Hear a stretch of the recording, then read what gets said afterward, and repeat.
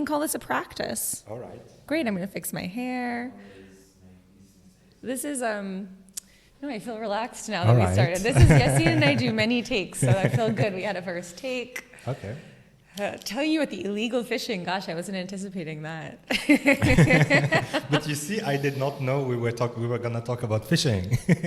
No, it's like I did 2 years of work on illegal fishing, and it was like... So the podcast is going to be like, Ariella on illegal fishing. yeah, honestly. Yeah. What types of drones can you use to protect your... Drones? Yeah, what types of drones can you use to protect a marine area from illegal fishing? All right, so let's do this again. Okay.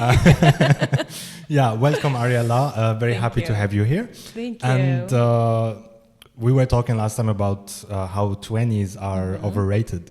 So, and you just turned 31. I did. And you told me that you were very happy being 30 compared to what you felt about your 20s. So tell me about that. Yes. I love my 30s.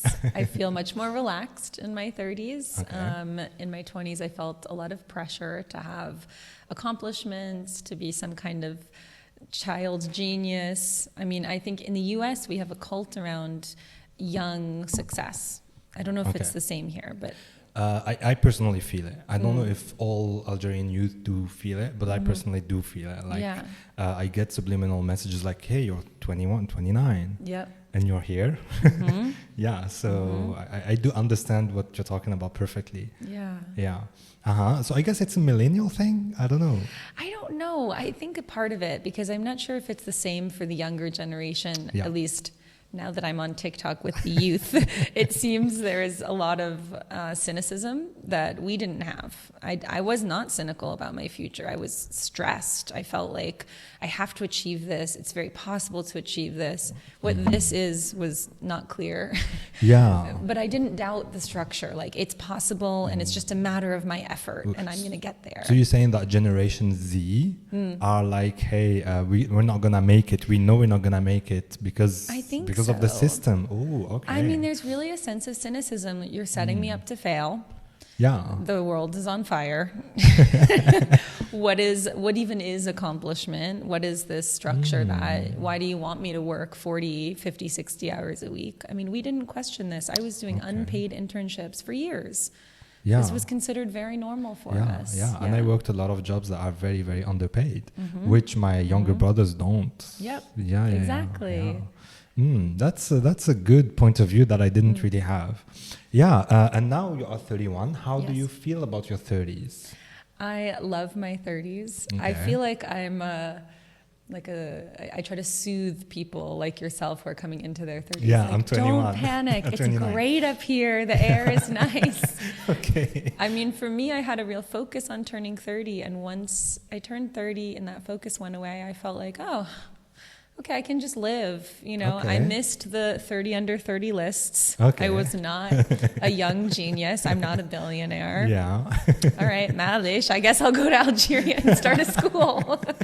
Yeah. So, and then you talked about how you came from America to Algeria. So tell me what you were up to in America before coming here. Okay. So I was working with nonprofits, largely in grant management and program management. So we would get funding to do research projects, and I was kind of in charge of that. Yeah. And I really had a burnout. I wasn't inspired by what I was doing. I didn't feel connected to what I was doing, and I made the decision to take a leap of faith and travel to Algeria. And what a leap of faith that was! Like,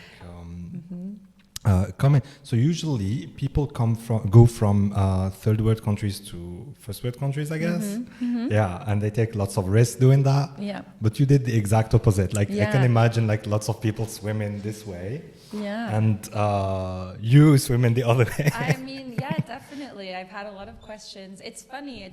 Algerians seem to be very shocked that I'm in Algeria.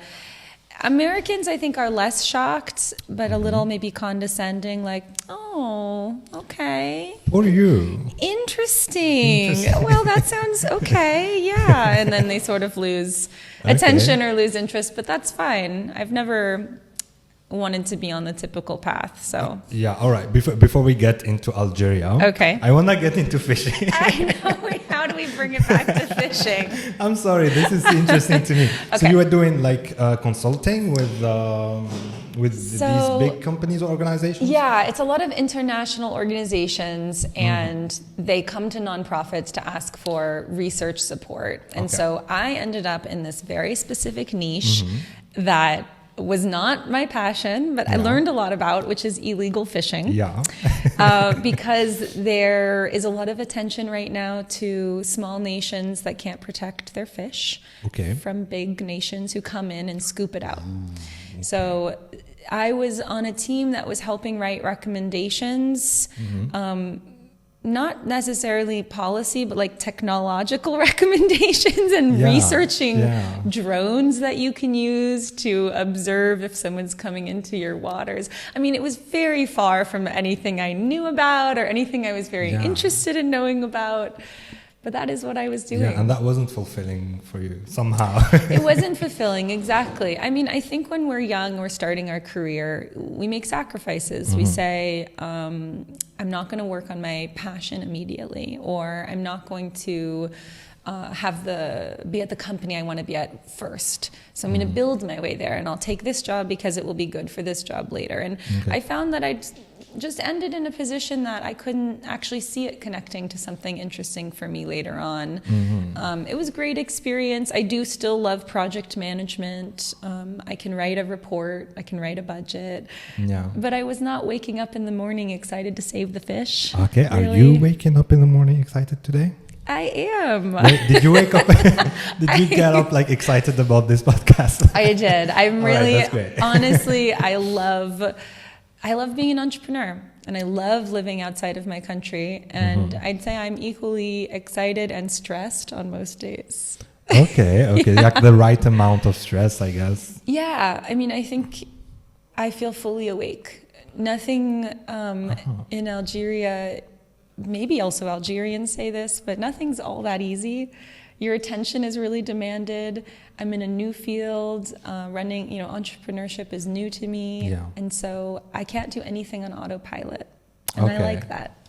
All right. Yeah. So why did you choose Algeria? Why did you come here? So this question I get all the time. Yeah. I'd had my eye on North Africa for a while. Really, since the Arab Spring, I got super interested in Egypt and Tunisia. I was studying in France at the time, so there was a lot of attention from France to former colonies. That's when I first learned about North Africa. And I'd studied abroad on the Mediterranean. I'd done France, I'd done Spain. So I was fascinated. And when I was looking at the Fulbright grant, you choose which country to apply to. Okay. The only options in North Africa were Morocco and Algeria. And Algeria, this was the first year Algeria was included since 1986. Okay. And that fascinated me. Okay. And I thought, this is a sign. Yeah, and Algeria is such a big country, and it's a physical image. Yeah. So to include it, lit up a huge new, I don't know, it really appealed to me. It was enticing, it was interesting. Linguistically, French and Arabic are languages I either am speaking or I'm learning how to speak, so it worked with that. Okay. But it was a leap of faith. It was why not? Weren't you scared? No, I wasn't scared. Okay. I wasn't scared. I mean, not at the point of applying and selecting it. I like an adventure. I didn't know anyone who'd been to Algeria. Yeah. It was like this unknown land. I don't know. It seemed very interesting. Okay, yeah. I see what you mean. Yeah. And then you came here, and you studied here, right? No, I taught. So right. The Fulbright Scholarship for Americans sends Americans abroad to teach English at public universities. And so I taught at the ENS in Bouzadeya. So I was teaching future English teachers. And really, I didn't know I was going to stay in Algeria. It was as I said, a leap of faith, a little bit of a sabbatical. Let me just take some time away from the fish. Yeah. Remember what my original interests are. I knew I was passionate about travel. I knew I was passionate about languages, but I had I hadn't been teaching in the US. I'd been volunteer teaching for the year prior. But I didn't know what would come after, if I'd just be here for my 1-year grant or... Yeah. So this was before or after your 30s? I arrived right before I turned, that can't be right, 28? Yeah, I arrived right before I turned 28. Okay. But in my mind, it coincides with this shift of mindset. Yeah. So maybe I started my 30s at 28. That's when I felt way more relaxed and ready to... Meanwhile, I'm still like, hey, I got like 5 months till I may become a billionaire. Yeah, that's interesting. All right. So tell me about... when you came here, like how your experience of the culture or the people, or like be honest. Yeah. Okay. Well, I'll say that my first experience was really hard. Okay. Because I arrived with a new program, there were only 2 of us, and it wasn't like a community experience. It wasn't like I arrived, when you go to school, you have classmates, you're in a community and you connect. Yeah. I arrived, the embassy helped me find an apartment, they showed me where the grocery store was, and then they said, that's it? Good luck. Good luck, okay. And I always joke about this with new arrivals in Algeria. I say, what did you do in your first few months? Because you just walk around alone a lot. Yeah. Algeria is a culture that happens in private spaces, behind closed doors, in family homes, or secret restaurants or secret spots. And it was really hard to find them in the beginning. Okay. So that was hard. But then eventually I started finding them. And I started going out and meeting folks, and what I did find was a very warm and welcoming community. Yeah, that's good. Yeah. And then, how did the idea of starting a business come about? Well, I was really overwhelmed, actually, by demand to teach English. Yeah. Every person I met asked them if I could teach them English. I mean, it was, if you're talking about a business opportunity, from the business perspective, it was overwhelming. For English classes. But then I became very dedicated to this idea of a cultural institute. It was actually inspired by one of the classes I was co-teaching at US and Algeria. Okay, how did you get inspired? It was called Issues in Culture. And so I was a teaching assistant, and the teacher, an Algerian woman, wonderful teacher, would bring up cultural questions to ask the class. Like the quote, when in Rome, do as the Romans do, meaning how much should you change or adapt when you're in a new environment, or how much should you not? Questions of what does it look like when someone has a different culture? How do we notice it? Is it their behavior? Is it their mentality? Is it just the clothes, the food? Yeah. And for me, it was a fascinating introduction to the, cultural exchange or thoughts on culture here in Algeria. Okay. And for many of my students, I was the first person they were meeting outside of their culture, outside of Algeria, perhaps even the first non-Muslim they'd met. And that, to me, I became very passionate about this idea of creating opportunities to have these conversations and to learn about my culture, to learn about Anglophone cultures, and I hope, inshallah, the big dream is to bring American teachers here to learn more about Algerian culture. Okay, yeah. I think one aspect that Algeria and the United States have in common is that there are areas that haven't been exposed to outside cultures. I know, I've seen that on TV, but I know that there are many Americans who are very, very foreign to whatever is outside of America. Like... A comic was an English comic who went to Texas, and he went to a bar and he couldn't even order anything because nobody could understand his accent. Yeah. But then there are shows like This Is America where he announced, I think Sacha Baron Cohen. He announced that he was going to build a great mosque in a very small town somewhere in America. But everybody was very upset. And I could understand that very well because here in Algeria, if you're going to tell Algerians that you're going to build a huge church in their small town, they're going to be just as upset. So what do you think we could do about that to make people more welcoming to other cultures or less antagonizing, less... I think it's a very high demand to ask someone to have tolerance who without exposure. You know, how will I know to treat someone from this background or this culture if I've never experienced it, if I've never met them, if I've never had a conversation with them? It's exactly the same. A lot of Americans don't have passports. They don't leave the country. They don't leave their state. And we have this issue in the U.S. with, you know, I don't know if we're going to get into American politics, but if you've never met someone who thinks differently than you, why wouldn't you think of them as the worst? You know, why wouldn't you demonize? Absolutely. And that's more about our the political nature today in the U.S. But in a similar way here, I see a really interesting opportunity to bring more cultural programming and really to try to create exchange opportunities as well in both directions. Yeah. But then I think, I don't know if you had any bad experiences, but I guess most of them were very nice, turns out, I guess.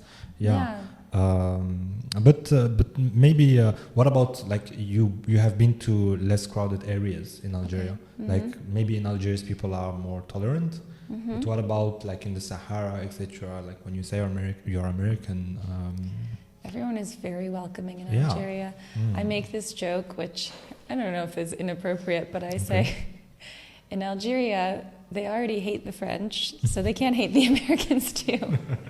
Because in a lot of countries, they don't like Americans, especially countries that have a lot of tourists, a lot of American tourists, like Europe. Basically, I'm talking about Europe. There's lots of complaints in Europe about American tourists. About American tourists? Why would that be? Oh, I don't know, because we're rude, we're loud, we're impolite. Well, I guess the French are rude too, like in Paris as a tourist. Yes, I do agree with this. Yeah. It's just, again, this is what we would call a culture clash, right? What is rude to a French person is not rude to an American. And as someone, I lived in Paris for a year, my American friends would show up at my door crying. Inevitably, someone was mean to them. The bus driver, the airport security guard. And I would, then I would be explaining, well, in France, what you did was actually quite rude. And But I think it's important to have these experiences. For me, they've helped me understand my own values, to be in different environments, to face different value systems, to meet different kinds of people. It's something I really want to expand to more people. I think what Algeria needs is more American tourists. To kind of like get exposed. To come and be rude and well, partly I guess. But then like you're one of the very, very few Americans I've ever met in my life. And if it wasn't for the media that I consumed from your culture, maybe I would have believed whatever was said about the Americans on Algerian TV. And I would think like you are like very, very evil and very fat. Yes, definitely. We're all eating McDonald's. And I guess we still, there are videos on YouTube where Algerians actually in New York start asking people there, like, have you, do you know where Algeria is? And people start saying like, Nigeria? No, we haven't heard of, So I guess cultural exchanges programs would be good, but they can't, I don't see them big enough to make a meaningful change for the future. I like to think so. Our kind of motto or mission at the American Institute is opening doors. So through learning English or through helping individuals apply to study abroad programs, it's just about creating opportunity and access. Whether or not it's going to shift everyone's opinions or fundamentally shift the culture, I mean, who knows? But on an individual level, I'm only here because I had access to an opportunity. I had access to a scholarship. So that's my mission, is on an individual level, make myself available to Algerians who are really passionate about learning about my culture, learning my language, or traveling to English-speaking countries. And now you have opened your business, your school. So tell me, how is it going? Gosh, it's going very well. By the way, I just want to say, when people come to the address and ask about, ask about learning English, not about the American Institute. And I'll tell them, hey, there's the American Institute, you can contact them, etc. Yeah. They'd be like, the American Institute? Wow.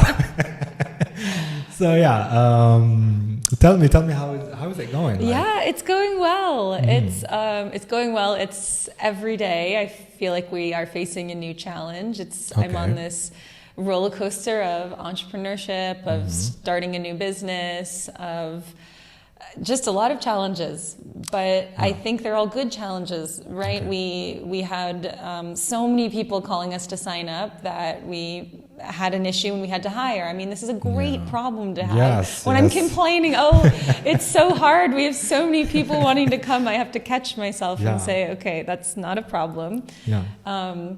But it is really going well. We did we have an online program, and we've been doing that for a year, or over a year now, because of COVID. And that's very cool because we have teachers from all over the world teaching our students.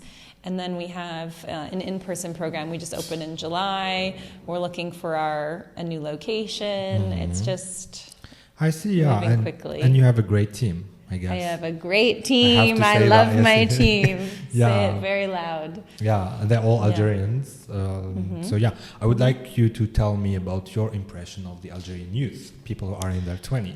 I am always telling my friends here, because most of my friends are around my age, and I bring up things they don't know about, and I go, well, I'm hanging out with the 20-year-olds. I'm with the youth. Because my staff are all, I think, 22 to 25. And I love it. They're extremely motivated. They're speaking really high-quality English, very high quality, often without formal schooling, or maybe some classes on the side, but it's just movies and music and YouTube. I find I've been lucky to tap into a really passionate community of young Algerians here, and that is the reason my business is working. Absolutely. I mean, I wouldn't have known to make TikTok videos if I didn't have a 22-year-old communications manager. And that's been one of the pillars of our success, and exactly what I want. I want to make an impact. I want to do cultural programming, so I need an audience for this. And the youth today are, I think, they're interested in what I'm looking to put out. So there's a lot of potential, and you're giving opportunities for that potential to come out. And were you surprised at how the number of young people here in Algeria who speak English, and how well they spoke? How well they spoke. Absolutely, how well they spoke. And I don't know. I was here for a year and a half. I went home during COVID, and I got blocked for another year and a half. And I just have the impression, even in that year and a half, that the English quality got better. Maybe everyone was at home watching movies, or maybe I just started paying better attention. But I'm constantly surprised by the quality of English among the youth. Really, it's generational, and the difference is very, very clear. High schoolers today, young 20s. I guess in French we call it mondialisation. So there's the thing where none of my parents or family members speak English, except people who are younger than me. Like I'm the oldest in the family who speak English, but then there are people like my 18-year-old or 17-year-old younger brother who started nobody taught him. He started speaking fluently English just by playing video games with people from all around the world. And I guess that's how it happened. And today, I personally live in an environment where even when I meet new people, Algerians, I feel comfortable speaking to them in English, as long as they are young enough. And that is kind of surprising, I guess. But there's also the hive. So many people speak English there. Hello. No, everyone's speaking English. It's funny too, because I don't know if you were going to ask this question, but I get asked questions. Thanks for asking questions. You're helping me out. I'm going to ask myself a question. Well, everyone asks me about accents. Like, how are the accents in Algeria? And it's so funny because I don't expect an American accent from a non-American, and sometimes it's a little disturbing because I immediately, you judge where someone is from based on their accent. When someone has a really good American accent, I'm like, New Jersey, it really throws me off. I'm trying to guess where they might be from. So it's not just the English, the vocabulary, the grammar. There's some really good accents going on.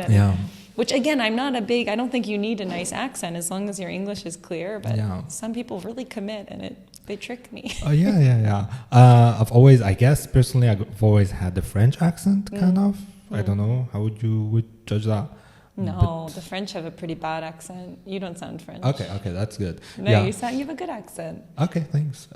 Maybe I have my own accent. And then, thinking about it now, I've had so many American friends over the internet, with whom I would have phone calls or video calls, etc. I had a lot of time to kill when I was 20. So I guess it's not that surprising when you look deep into it. And then there's the other part of it, which is you are learning Darja. Oh, well, I am. So I'm going to be disturbed if you're going to be Hanouni. You're going to be like Hanouni. You know what Hanouni is? I don't. Hanouni is like baby in Darja. Okay. But then people from Blida overuse it. Okay. Even with strangers. Even between same gendered. It's like bro. Yeah. So les Algerois, when they come to Blida and someone tells them Hanouni, they're like, what? Why? So I'd be freaked out if you told me. I know there's such a thing as being too good or too, when people really know the cultural nuance. Yeah. I mean, that's the crazy thing about being American is my culture is an open book. So people can come to me and say something in lingo. Yeah. And it's, I'm often like, oh, I want to be like, who taught you that? Okay. Yeah. But then now you are the first, I guess, and then you're gonna bring other Americans to teach. I really hope. I mean, this is the dream. It's a project that will probably take quite a while to realize, but I hope to bring other teachers. I feel really honored that I got to have this experience, and there's so few people that can get the Fulbright grant, but there's so many people who want to come to Algeria. Okay. People don't believe me when I say this. Really? Yeah. Almost all of my online teachers are asking me when they can come. Ooh, wow. And even when I interview a new teacher, they go, so what's the possibility for, in person? Could you help me teach in Algeria? And I have to bring this up because Algerians, they often don't believe me. There's people trying to come. It's just, it can be quite challenging. Yeah. I guess the best way to do real diplomatic relationships between two countries is between the people themselves, as opposed to between the governments who are all about business and all about whatever is good. But I think if you start bringing Americans here to teach, but then maybe you send Algerians to teach whatever Darja over there, I guess. Okay. I guess this is a really, really good endeavor. I want to talk about something that we have brought up a month ago, which is... You've been saving our conversations for... Yes. Let's not talk. After this podcast, we're going to be all chill. Okay. About the theater ambitions. Yes. I'm so glad you're asking me about this. So have you thought about it? Oh my gosh, this is my dream. Okay. I know I just said bringing English teachers over is the dream, but I have another dream, which is I really want to put on plays in English in Algeria. Okay. So I'm a theater kid, what we call a theater kid, which means when I was growing up, my parents put me in theater. It was like an after-school activity, and we would always put on plays, we'd put on musicals. I did this all the way through high school. I think the last play I was in college. So I was a kid, but also even into adulthood, and I loved it. And I think it's a very valuable experience for so many reasons, not just language learning, but also confidence and creativity and community building. Okay. And I'm very passionate about this idea. We haven't started it yet, but I'm excited to. Yeah. So after this, we're actually gonna go look. We're gonna do a quick tour at the school I told you about once, the art school. crescendo. Okay. And yeah, yes, it could be like it could be a good setting for a start. Okay. Like it doesn't, the theater thing doesn't have to be big at first. Mm-hmm. So we could start there. Mm-hmm. And yeah, what do you think? What kind of stories do you want to tell? So, to make it a language learning exercise, I'd like to pick modern English plays. Of course, we can always write plays as well, but I like the idea of giving students or giving the actors a chance to actually explore some of the literature and learn vocabulary and get to know some of our famous writers. So the first one I was thinking of is called Death of a Salesman. Yeah. That's very famous by Arthur Miller, and I don't know, it's from the 50s or 60s, so it's not Shakespeare. We won't be doing Shakespeare. I need a dictionary for Shakespeare. Yeah. But I just hope to do something fun, and the advantage of doing theater is it's not just for the actors, it's also for the community. So I'd like to do performances. You work on a play, you spend 8 weeks, you rehearse costumes, maybe lighting, everything, and then you open to the community to come and see and participate and learn as well. Yeah, that's gonna be interesting. I would like to write plays. Okay. Yeah. I would really love to do that. Okay. So if you could do something like the process of writing plays would be, I imagine, teams. Yes. And then you would put ideas and like brainstorm things, etc. So I would be really excited to do something like that. I love this. Yeah. And also a second idea I just thought of is we could do little YouTube. YouTube mini-series, little filmed. We can make our own TV shows YouTube in English. Yasin is going to be working a lot. Oh, yeah, no, Yasin will be very busy. Yeah. We have there's a lot of creativity here, not just coming from me, but also from our students. We're thinking of hosting a spelling bee, a spelling competition. We did a big Halloween party. I try to tell our community, think of us as a vehicle. Okay. What do you want? You want to do plays? You want to write your own play? Okay, why not? Really, I created the American Institute in response to requests or what I perceived as a need, and we're still here to do that. Okay, I see. So now I want to talk about, this is going to be the last thing we're going to talk about because we already only have an hour. Okay. But I want to have your opinion on some political aspects in the US. Oh dear. So as an American citizen, you went through this whole Obama and then Trump and now whatever he's called. Joe Biden. Yeah. So what were your personal thoughts and reactions on, first of all, electing Trump? Were you surprised? I was extremely surprised. Wow. None of us thought it would happen. We even left the election. We have election watch parties, and I was in grad school at the time, and we all went home. I went to bed. Because I was sure he wasn't going to win. Yeah, you thought that Clinton was going to win. Oh, definitely. Okay. We thought there was 2% chance Trump would win. Wow. So I woke up in the morning, I turned on my phone, and was like,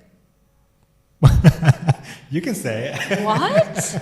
I mean, I think it was really a sense of disbelief. It was really like, this is not, there's a recount. This can't be. It took a long time for us to realize. And I was living in Washington, D.C. So I was living in the Capitol, which is largely liberal. And a lot of people, Clinton's been a force in the Capitol for years. So I think I was probably in the biggest Clinton bubble that you could find. We were... Okay, so we didn't see it coming. Yeah, you had no...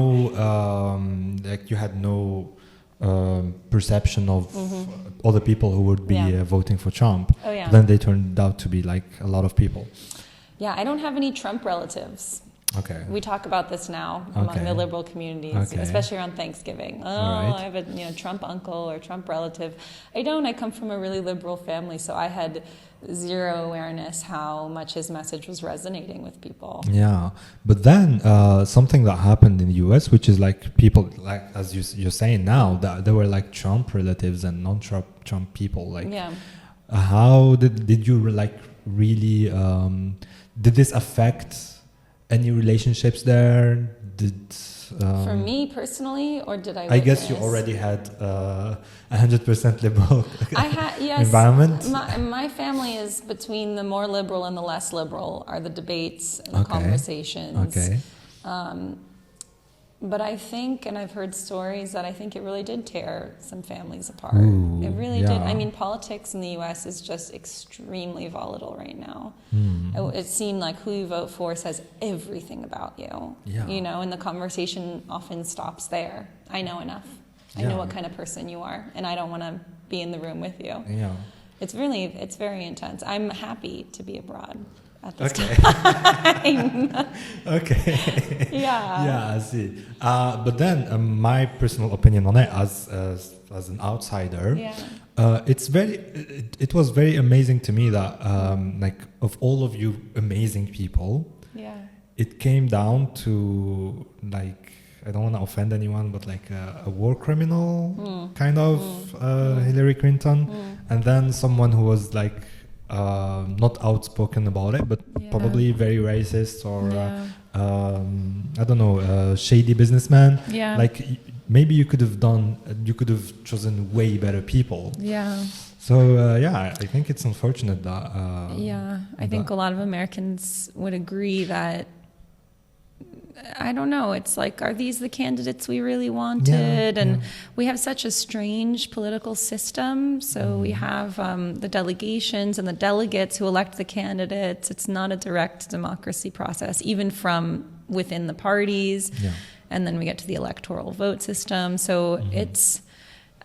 the confusion you feel, I think, is shared by many. But then after that, there was the protests of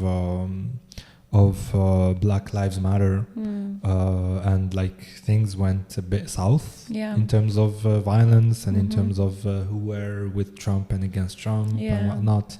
So how did you live through that? Well, I actually returned to the US in March of 2020. Okay. And George Floyd was killed in June. And so for me, it was very intense because I'd been outside for so long. I'd been outside of the country. And I think when you're outside of your own country, you can view everything through just a very thick lens of distance. Like, ooh, looks bad. You know, good luck. I'm over here. And for me, I know exactly. And then it's you're a little bit absolved in two ways. I'm not in the US, so I can't really do anything. And then in Algeria, this is your system. This is your. It's not my role to come in. So in any case, you're sort of outside. You don't really have to do anything. You don't have to act. So for me, it was. It provoked a lot of thinking about what is my role and how do I contribute and how can I try to make an impact with what I'm doing in Algeria. This is, I'd love to find ways to connect the American Institute more with America to try to also use it to enhance opportunities on the other side of the ocean. But it was I think soul searching was kind of the word for it for everybody. What was the word? Soul searching. Soul searching. Okay. Yeah, when something happens that you don't recognize or you think, when people say, it's this idea that I don't recognize what's happening.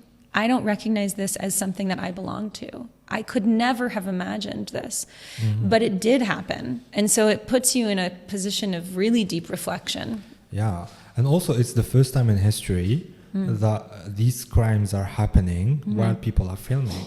Exactly. And it puts people it puts you in front of what reality is. And millions of people are shocked and traumatized by what I remember in June when I went on Twitter and I saw videos of George Floyd being murdered, and I was like, wow, this is not gonna go through as something normal. And I knew right away that it's gonna change a lot of things. It happened to us here too. I've seen a lot of all of Algerians were traumatized, completely traumatized. Friends of mine couldn't sleep, and even today it hasn't been resolved yet, as was the case with George Floyd. And it's funny you talk about democracy because I personally I wish you're gonna experience this at some point in your life. which is seeing your country going through raw democracy, which I personally experienced it during Hirak. Going through what democracy? Raw, like not cooked, not. Okay. Like actual pure democracy where lots of people are outside and yelling whatever they want to happen, as opposed to going through a process where they vote and then other people would like reconsider what's the vote, what is So I hope things gonna get better for both our countries, and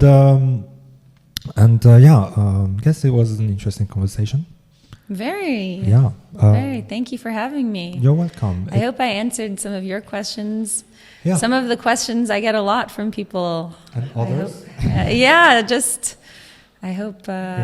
I guess you had questions that you have never been asked about fishing. Oh my gosh, yes, the fishing. We'll see how many people come to me with fishing questions. Anyway, so I guess we're gonna wrap this up. Okay. Thank you so much for being here, and we're gonna do this again. Inshallah. Yeah. I'm in. And maybe when we're gonna do this, we're gonna do this in Delja. Who knows? Oh my God. I'd like to clarify for everyone listening. My Darja is very beginner. Tell me the words that you know. No, I hate this. I hate the pressure. Everyone does this to me. But you're like really studying Darja. I'm studying Darja. I've been studying Darja for like a year and a half, 2 years. Okay. Have you not learned anything? Okay, khalas. All right, I have learned some things. But I would say the pressure I feel does not help. I put a lot of pressure on myself. I can understand a lot more than I can say, which I think is pretty typical when you're at a beginner stage. Yeah. Something that